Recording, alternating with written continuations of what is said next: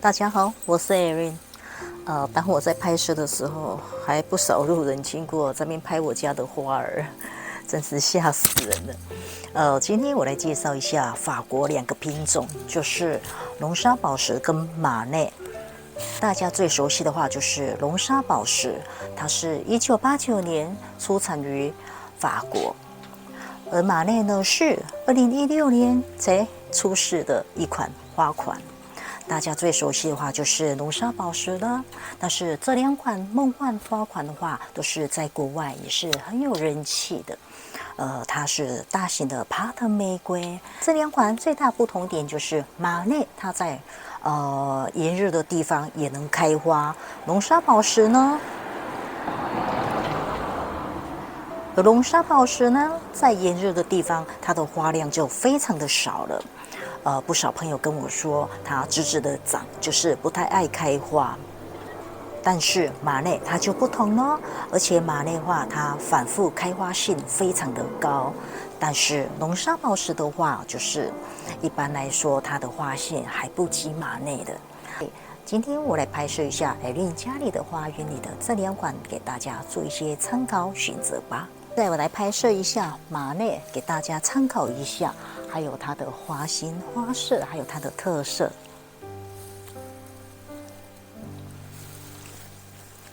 我们现在来看一下，这个就是今天所要介绍的马内，它是2016年出产于法国，它整体的花量是非常的多。我2018年种下这一株，它已经蔓延得非常的高了，而且花量每年就是这么的多，花开是反复的，而且它的香味是，怎么说呢？真的是无法形容、无法抗拒的一种香味吧。它最大的特色就是蔓得很高，而且反复开花。重点就是它没有什么样的刺。你看吧，我没有戴手套的话，我这样划也不怕说被刺到，因为没什么样的刺。种了这么多的玫瑰，它算是其中一位优等生吧。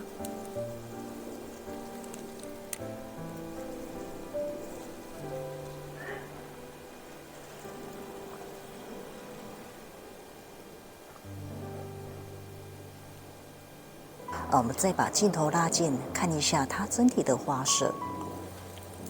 它是个非常的漂亮的假纹，它每一朵的话就是像包子一样，非常的漂亮。它绽放，它开的在全开的时候也不会说整个散掉，它花开持久性也非常的长。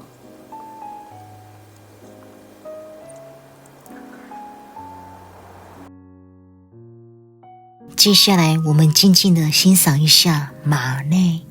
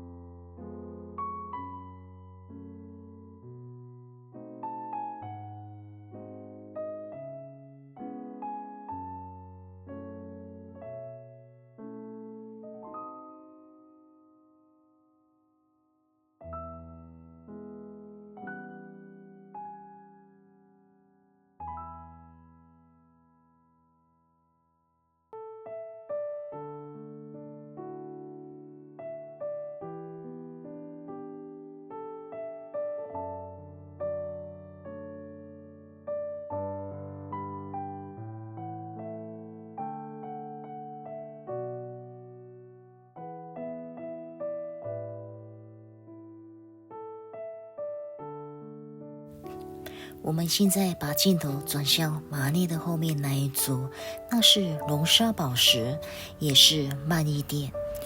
现在我们把镜头带进花园里面来看看这一组吧。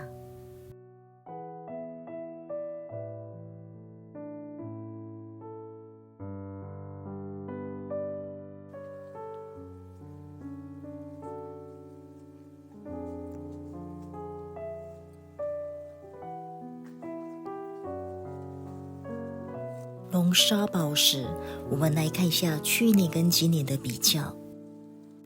去年的气候温和，整体上来说的话，变化不是说非常的大，所以去年的花量显得非常的多。龙沙宝石的特色就是每个结眼它都是会有花苞的。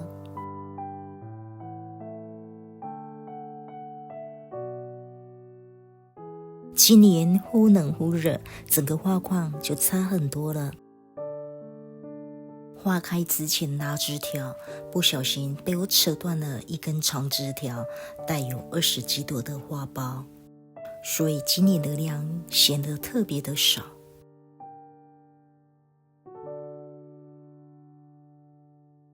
这一区我种植了很多的玫瑰跟铁线莲，现在我们所看到的这一株龙沙宝石，它在2006年我种上了它，说来它已经有16年的时光陪伴着我，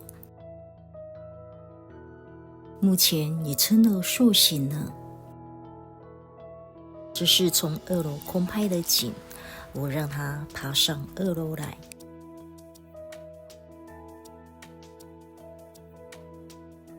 画面上你们所看到的这一些景，其实它是停车场的余地所改造而成的。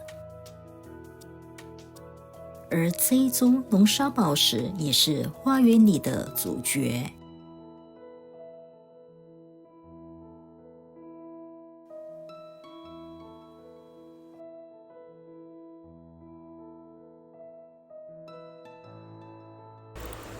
龙沙宝石它的花径有10到12公分，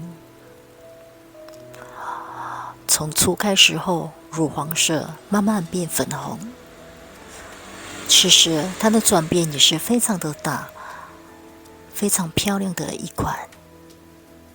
只是气候的关系，过热的地方栽种它的时候，可能你要注意了哦，并不是你所想象的话，它的花量会非常的多。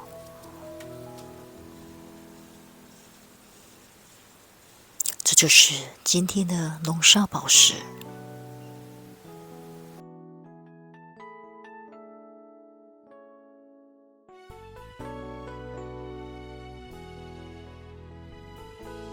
马内没有带刺，可是龙沙宝石它是有刺的，它是四季花开，风花，花径有10到12公分。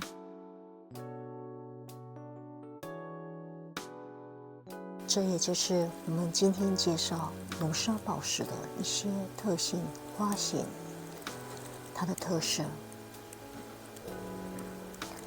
虽然它可以开很多花，可是它栽种的地区必须也要有一定的冷度。过热的气候，花量会减少很多。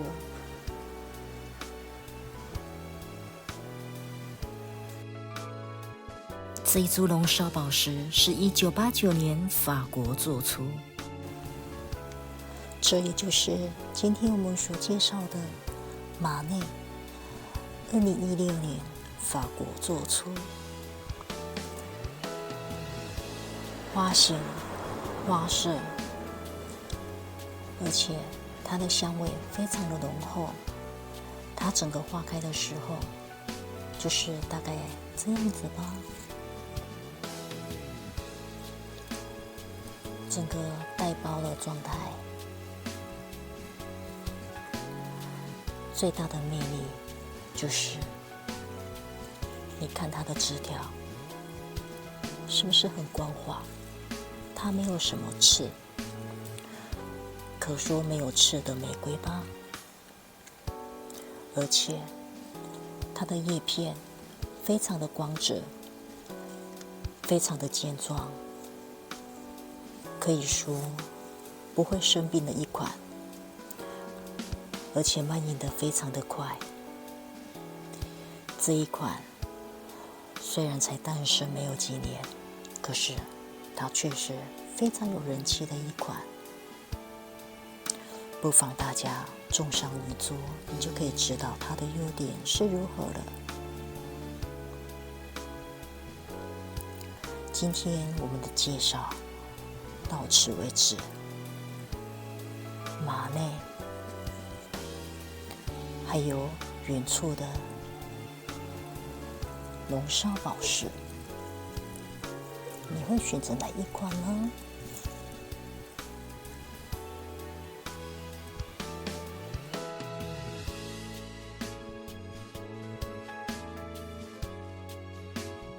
期待下一支影片见 ，See you。